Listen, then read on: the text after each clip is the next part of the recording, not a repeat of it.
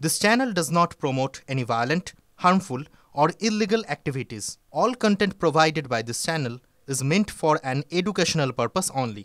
গুলশান কলোনিতে গুলিকাণ্ডে ধৃত মিনি ফিরোজ এবং মিনি ফিরোজকে আনা হচ্ছে কলকাতায়। আজই আলিপুর কোর্টে তাকে পেশ করা হবে এমনটাই জানা যাচ্ছে।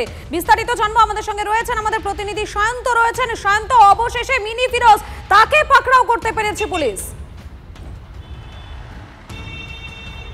একদমই, অবশেষে মিনি ফিরোজ ওরফে ফিরোজ খানকে গ্রেপ্তার করতে সক্ষম হলো পুলিশ।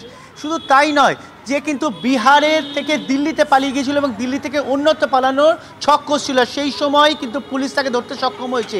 স্বাভাবিকভাবে পুলিশ কিন্তু চ্যালেঞ্জের মুখে পড়ে গিয়েছিল। আদৌ যেভাবে সে একের পর এক সমাজ মাধ্যমে পোস্ট দিয়ে পুলিশকে চ্যালেঞ্জের মুখে ফেলে দিচ্ছিল, তাতে কিন্তু পুলিশের ভূমিকা নিয়ে প্রশ্ন উঠছিল। আর এই অবস্থায় দাঁড়িয়ে কলকাতা পুলিশের কমিশনার জানিয়েছিলেন যে শীঘ্রই মিনি ফিরোজকে গ্রেপ্তার করা হবে এবং সেই মতো কিন্তু গ্রেপ্তার করা হলো। বিহারের আজমের গেট থেকে তাকে গ্রেপ্তার করা হয়েছে। পুলিশ সূত্রে জানা গিয়েছে আজকেই তাকে ট্রানজিট রিমান্ডে নিয়ে আসা হচ্ছে এবং তারপর তাকে আদালতে পেশ করা হবে। দেখো, গত 11ই সেপ্টেম্বর ঘটনাটি ঘটে গুলশান কলোনিতে। সন্ধ্যাবেলায় গুলি চলে এবং রাত্রেবেলায় বোমা পড়ে এবং সেই ঘটনার পর প্রায় 10 থেকে 11 দিন কেটে যাওয়ার পর কিন্তু অবশেষে মিনি ফিরোজকে গ্রেপ্তার করা হয়েছে। তবে এই মিনি ফিরোজকে হেফাজতে নিয়ে পুলিশ দেখতে চায় যে এর পেছনে কার মদত রয়েছে, কোন প্রভাবশালী মদত থাকাতে এত বড় কাণ্ড সে ঘটিয়ে দিল ভরা বাজারের মধ্যে। স্বাভাবিকভাবে প্রশ্ন উঠছে শাসক দলের গোষ্ঠীকন্দল নিয়ে। শাসক দলের কেউ হাত রয়েছে কিনা এর পাতার উপরে, সেটাও কিন্তু খতিয়ে দেখা হচ্ছে। অর্থাৎ এই মিনি ফিরোজকে নিজেদের হেফাজতে নিয়ে এই যে পুরো গুলি চালানোর ঘটনা প্রকাশ্যে যেভাবে দাপাদাপি করে বেরিয়েছে দুষ্কৃতীরা, এর পেছনে মূল মাথা কে রয়েছে সেটাই খুঁজে বের করতে চাইছেন পুলিশ। ধন্যবাদ তোমাকে শান্ত। এলাকার শান্তি চায়, কেন ডেভেলপমেন্ট তো হচ্ছে, খুব হচ্ছে।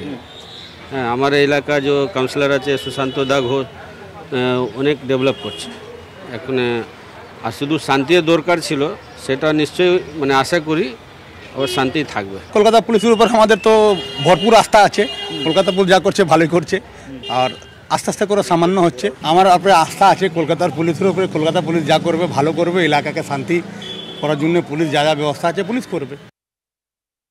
এখন গ্রেপ্তার হয়েছে, এতদিন সময় লাগলো পুলিশকে সেই জন্য বঙ্গশ্রী দেওয়া উচিত, বঙ্গরত্ন ফত্ন দিন 2-4টে কিছু এরকম পুলিশকে। এবং তারপরে সে বহাল তবিয়তে মিডিয়ার সামনে এসে লাইভ করছিল, সমস্ত ফেসবুক লাইভ করছিল, তাকে পুলিশ ধরতে পারছে না। অথচ কে কোথায় টুইট করলে তাকে অ্যারেস্ট করার জন্য পুলিশ দৌড়ে যাচ্ছে। এ কি পুলিশ রে ভাই?